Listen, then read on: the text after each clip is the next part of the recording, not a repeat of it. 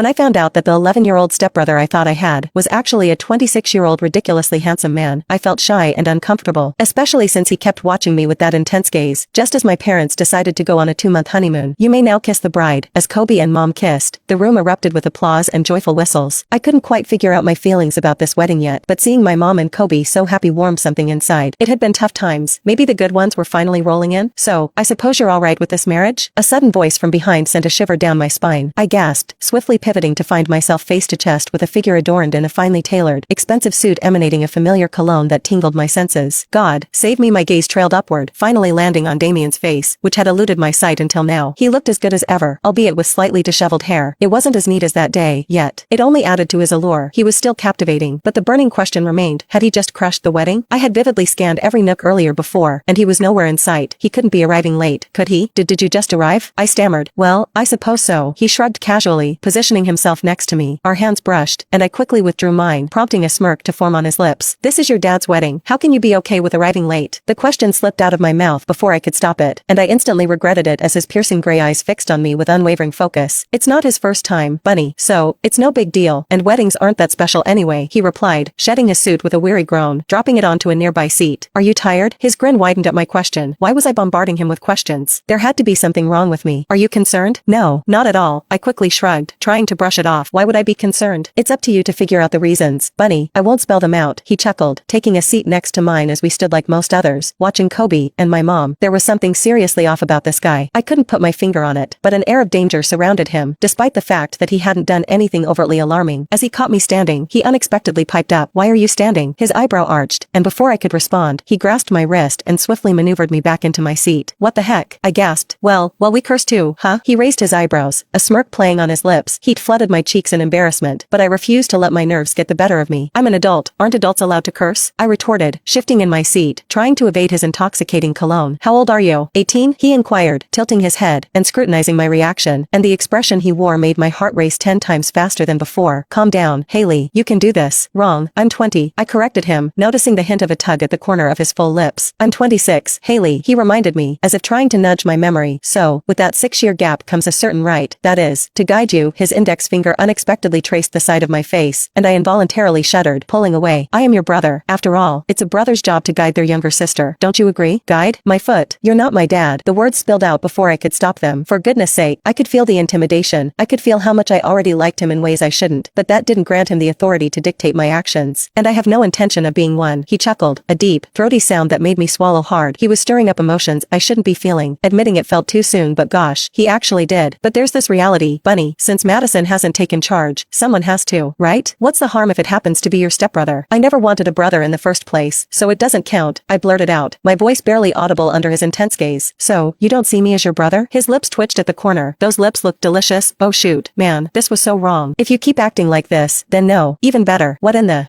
what?" He let out another subtle laugh, sending a jolt through me that I tried to ignore, gripping tightly to my self-control, refusing to let my intrusive thoughts take over. But then he grasped the base of my chair, hauling it nearer until our faces nearly touched. My breath hitched as I gazed at him, utterly surprised, almost forgetting to blink. "Don't get nervous, Haley. Don't you dare get nervous." Before I could open my mouth to blurt out yet another question, he spoke. "Let me tell you something, Bunny," he began, his voice low and composed, his hand lifting to tuck a stray strand of my hair behind my ear. "I've got more than one reason to keep you in line, and I'll warn you now, my methods aren't easy, not something your mommy dearest might have prepared you for. You won't exactly fancy it, so how about you mind that lovely mouth of yours when you're around me?" His eyes grazed my lips, the sudden unease in his breaths mirroring mine. God, his words, and if I refuse? The question